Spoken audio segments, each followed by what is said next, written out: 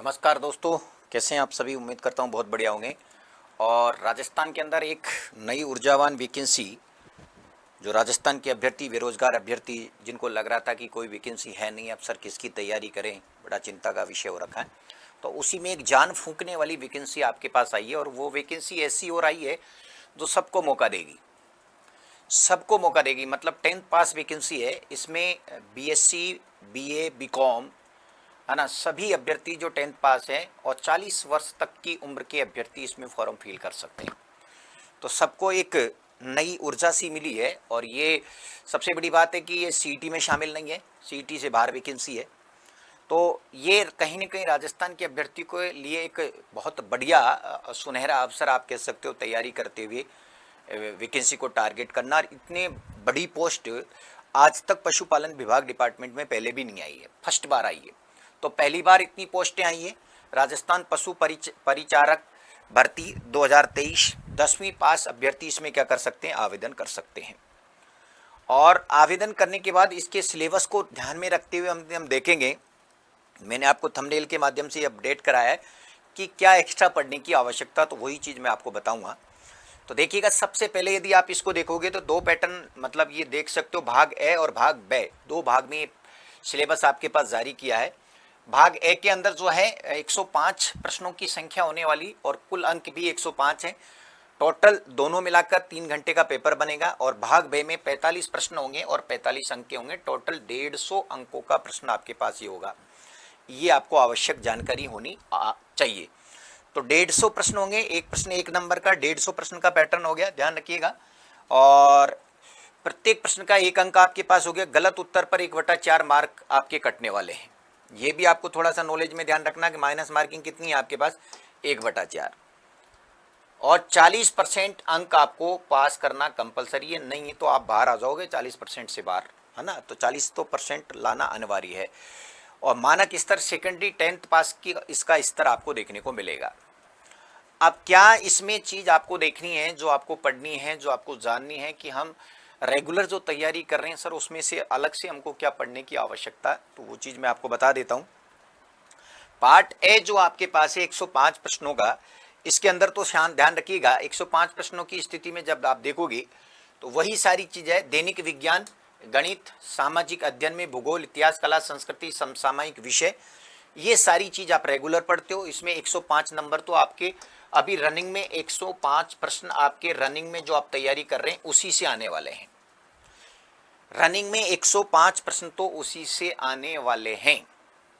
भाई मैथमेटिक्स आप पढ़ रहे हो, हिस्ट्री, ज्योग्राफी, पॉलिटी, ये सब आप पढ़ रहे हो। सामान्य अध्ययन की सारी क्लासें आप किसी न किसी कंपटीशन एग्जाम में ले रहे हो, तो इसमें से कोई उतार चढ़ाव वाली बात है ही नहीं, है ना।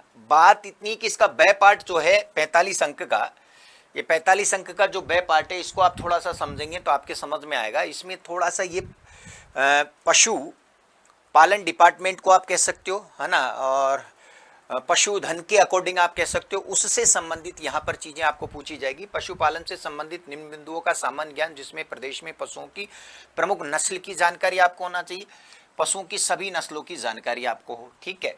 कृत्रिम गर्भाधान से प्रश्न पूछा जाएगा, ठीक है।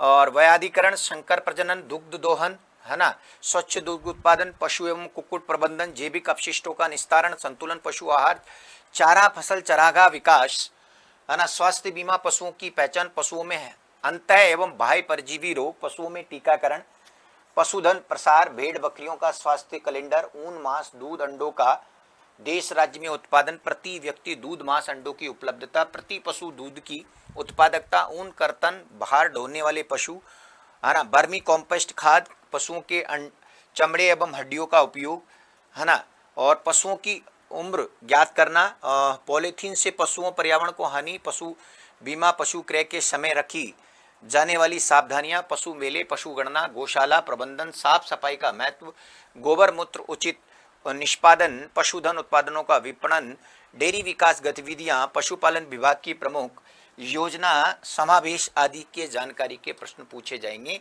और ये होंगे आपके पास 45। तो ये एक्स्ट्रा पढ़ने की आवश्यकता, जिसमें भी पशुधन वाला चैप्टर आप इंक्लूड करते हो राजस्थान ज्योग्राफी का, तो मैक्सिमम चीज तो उसकी भी इसमें कवर हो जाती है, ठीक है।